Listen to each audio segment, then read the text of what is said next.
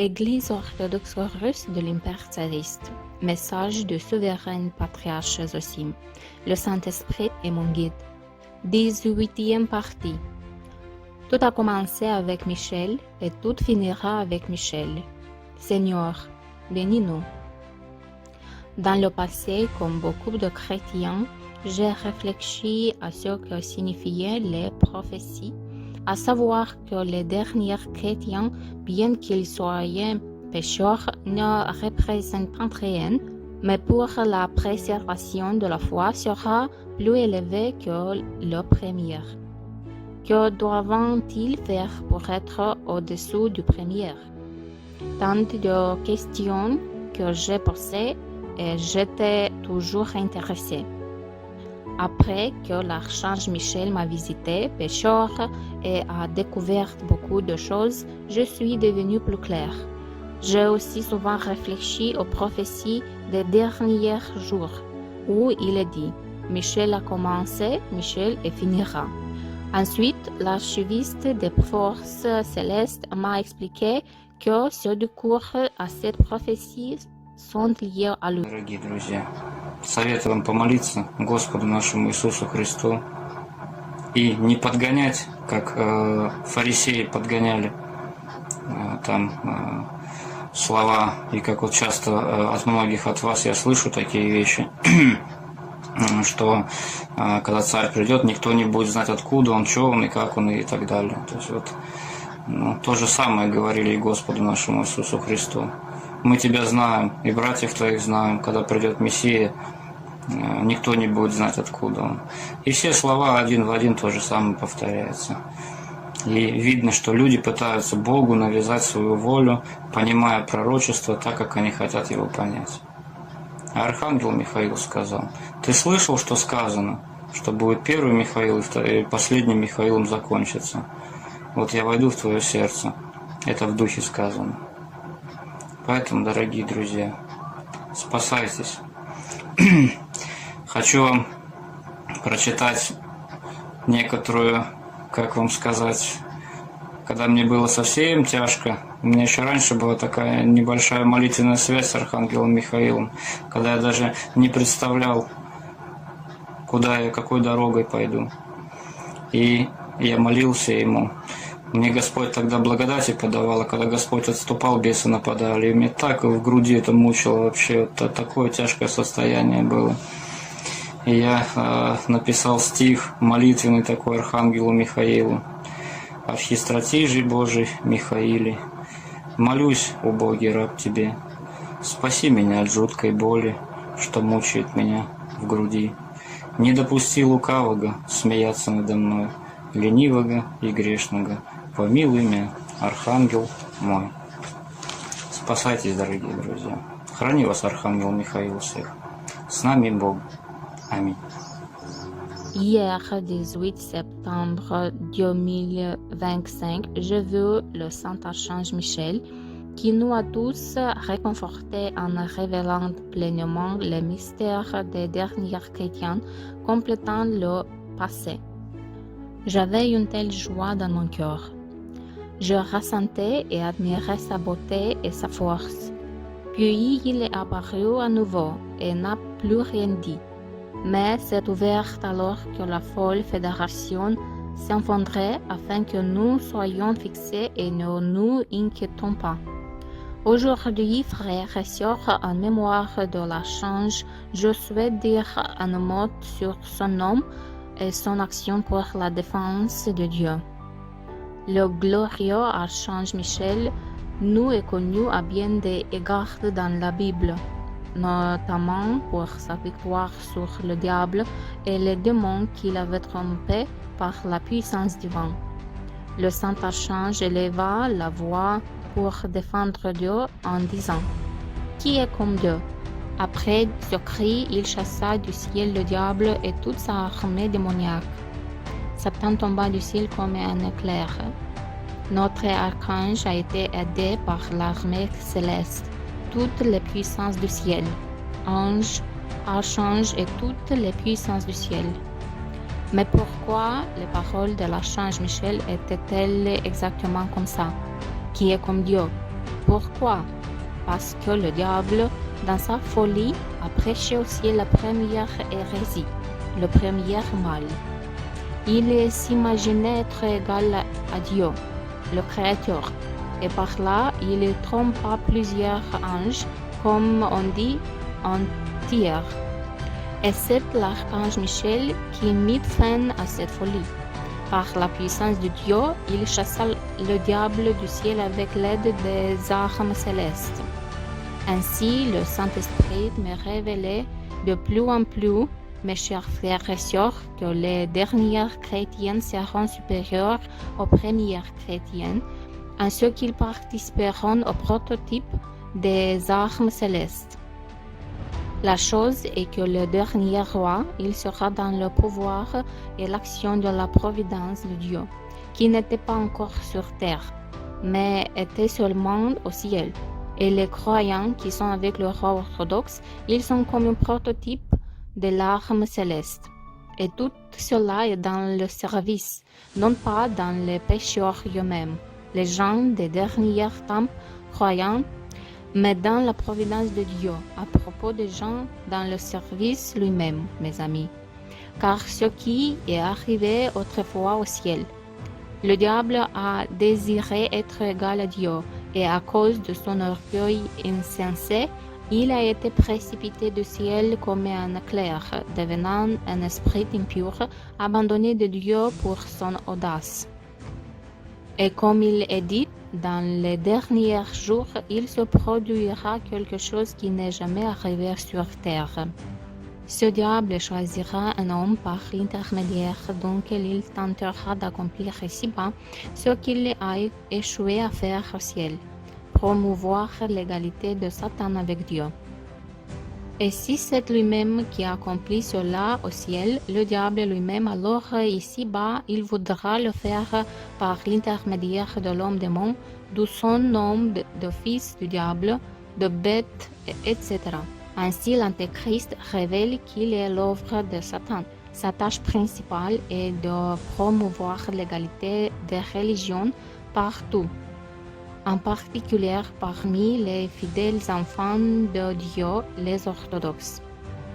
Car il est inutile que les démons parlent d'égalité entre des sectaires qui adorent déjà le diable. Il est important pour lui de blesser davantage Dieu.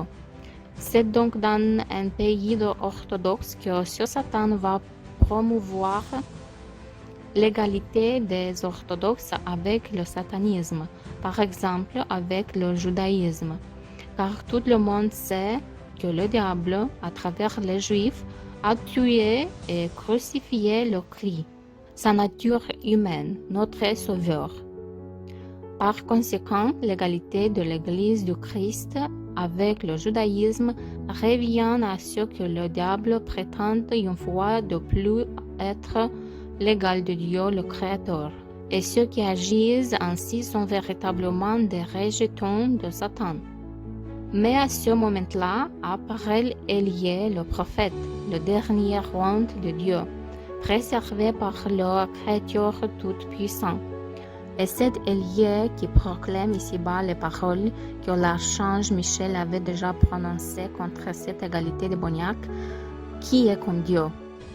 Qui peut égaler le Dieu des dieux, le roi des rois? Personne, car il y a un seul Dieu qui habite au ciel.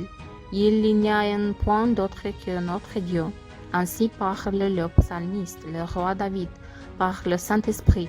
Voilà le grand mystère, mes chers amis.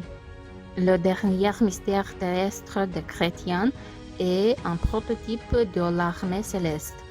Élie est un prototype de l'œuvre du Saint Archange Michel, et ceux qui accompagnaient loin dans l'Empire tsariste sont un prototype des puissances célestes. C'est pourquoi tout a commencé avec Michel, et avec Michel tout finira. C'est pourquoi les dernières chrétiennes seront plus grandes que les premières. Il y a une guerre spirituelle sacrée qui n'a pas encore été et ne sera pas sur terre. Comprenez-vous, mes chers? Maintenant, dans 3 parties de la terre russe et partout dans le monde, les Juifs au pouvoir et les traîtres ecclésiastiques ont légitimé l'égalité des religions, c'est-à-dire l'égalité du diable avec Dieu. Et ils le font ouvertement, affirmant que le judaïsme est sur un pied d'égalité avec la foi chrétienne, c'est-à-dire avec Dieu. C'est un blasphème contre Dieu, qui n'existait auparavant qu'au ciel. C'est pour cela que Satan et tous ses démons ont été chassés. La terre entière est devenue un prototype de cette guerre céleste, et les hommes sont divisés. Ceux qui sont avec Dieu et ayant rejeté l'égalité démoniaque deviennent des prototypes de l'armée céleste, et ceux qui, pour un morceau de pain et une position mondaine, restent avec les traîtres, ils seront des prototypes du diable et des démons. Et comme le Christ l'a dit, le diable est tombé du ciel comme un éclair. Donc ceux qui sont ici sur terre avec l'antéchrist Poutine, ils auront tous le signe Z, le signe de l'éclair. Alors mes enfants, réjouissez-vous, car grand est votre service, grand est le prototype. Cette guerre, elle est sainte, et contre le diable, contre l'égalité des religions. Avec Dieu, tout est simple et clair. Quiconque veut comprendre verra que la Fédération de Russie et le patriarcat de Moscou sont tous dieux sur un pied d'égalité religieuse. C'est la rêve du diable. Fouillez mes chers, et vous, réjouissez-vous, car chacun comprend que personne ne l'a expliqué avant moi. C'est pourquoi celui qui ne m'accepte pas devra rejeter la vérité pour laquelle je vous écris. En réalité, Dieu seul m'a sauvé de cette maudite égalité. Tout cela est pour vous, chers citoyens, car ceux qui possédant des papiers ont tous prêté serment d'allégeance à l'article 29 de la Constitution qui prône l'égalité des religions. Et par leur passeport, ils ont prêté serment d'allégeance à cette égalité démoniaque.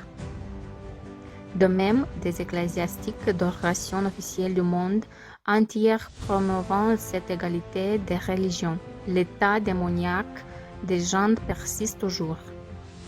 Par exemple, Dieu lui-même dit aux Juifs qu'ils sont du père du diable, et ceux-ci, dans leur folie, répondant à Dieu.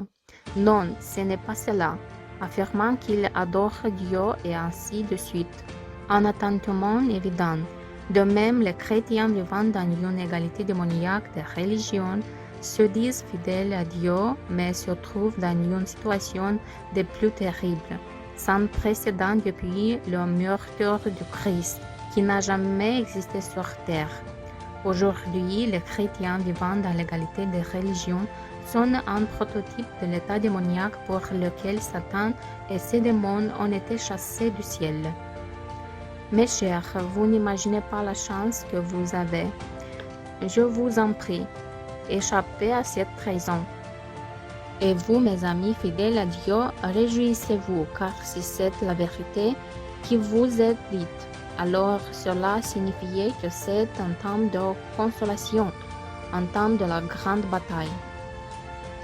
Si seulement les gens savaient ce que signifiait être un prototype de l'armée céleste, maintenant je comprends la pression de la change qu'il entrera dans mon cœur, que nous aurons 3 ou 4 anges pour nous protéger. Et j'appelle tous les chrétiens qui aiment le Christ notre Dieu. Unisez-vous à cette grande vérité et quittez le judaïsme. Et si beaucoup n'écoutent pas, malheur à vous. Vous vous mordrez la langue et personne ne vous aidera. Enfin, nous entrons dans un combat spirituel. Rassemblez-vous près des demeures royales. Dieu est avec nous et sa puissance. Un tel combat n'a jamais été mené auparavant. Réjouissez-vous et ne craignez pas les satanistes. La vérité lève, fortifie et réjouit le cœur des fidèles. Sauvez-vous, mes amis. J'invoque le Saint-Archange Michel. Que toute cette armée démoniaque entende le cri de la trompette, qui est comme Dieu. Amen. souveraine Zosim. Святой Архангел Михаил, он также открыл тайну. Он сказал, что я войду в твое сердце, и я буду с тобою. Ты слышал, что сказано, что от первого Михаила начнется, и последним Михаилом закончится? Так вот, я буду в твоем сердце. Это сказано в духе обо мне. А люди принимают буквально. Ты слышал, что сказано Серафимом Саровским, что и та правая сторона, которая будет за царя, она победит. И тогда уже никого не помилуют, никого не сошлют в Сибирь, а всех казнят. Так вот знай, что сейчас вот Господь будет опричников, которые будут собираться, тех людей, которые будут собираться с государем, на них будет благодать Божия. И Господь будет управлять так, что вот сейчас у каждого человека, говорит, идет по одному ангелу-хранителю, а будет по 3, по 4, по 5. Вам это все будет дароваться туни, не потому, что вы достойны этого, а потому что с верою придете ко Христу Господу нашему. Вот. И так как сейчас вот все бесы на земле, то и все воинство ангельское будет на стороне малого стада. Сильные мира сего, они ничего не могут сделать против Господа нашего Иисуса Христа. Поэтому, где Господь, там вся сила. Христос воскресе, дорогие братья и сестры! Делимся с вами радостью с царской обители. Господь снова явил чудо мироточения. Замироточил портрет царя-патриарха нашего Зосимы. Для верующих это очередное подтверждение и укрепление от Господа о том, что царь-батюшка наш Зосима есть истинный Сын Божий по благодати. Смотрю, надо бы заменить цветочки, завяли, засохли, поставить другие. Поставила свеженькие, вазочку отставила от фотографий нашего государя. Вазочку отставила. И что я вижу? Стоит фотография царя-батюшки нашего Зосимы возле вербы. Как было с вербного воскресенья, так я ее не убираю. И пыльца, конечно, осыпалась на стекло. И я смотрю, что на стекле потеки маслица от глазика. Черненькая такая вот капелька. Потеки мира. Слава Господу за все. За милость ко мне грешной. Батюшка наш, плачет о всех нас царской империи. Господи, помилуй, чадушек твоих, царя-батюшку. Слава Богу за все. Благословение царя-батюшки. Вот делаю короткий видеоролик о мироточении его фотографии. Да, он не канонический, но все воля святая Господа Бога нашего.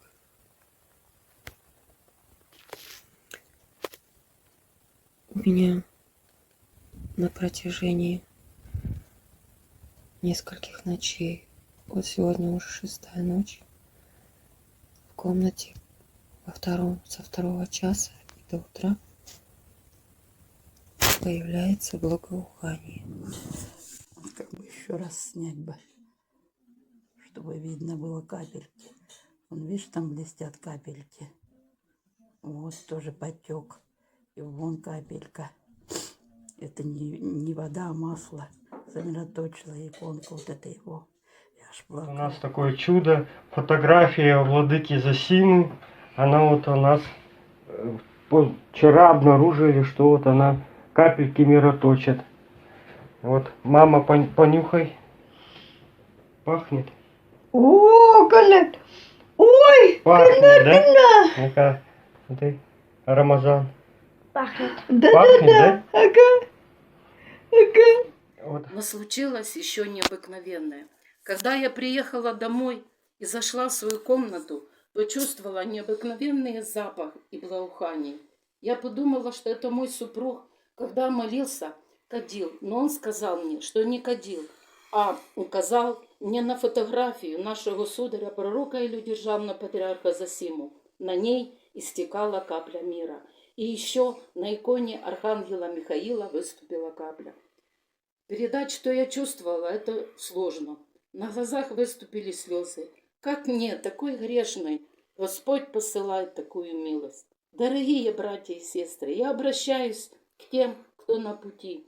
Избавляйтесь от документов бесовских, предавайтесь воле Божией, идите скорее под омофор нашей предивной Матушки Богородицы.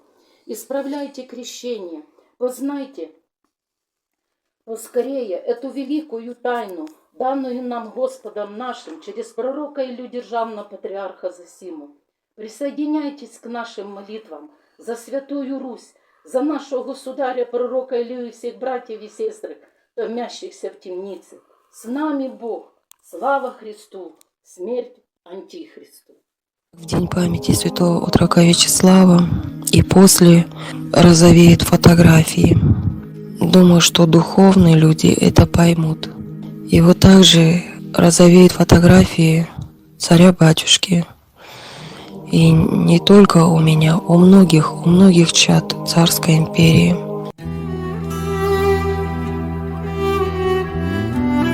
У меня радость тоже. Посмотрите, порозовела.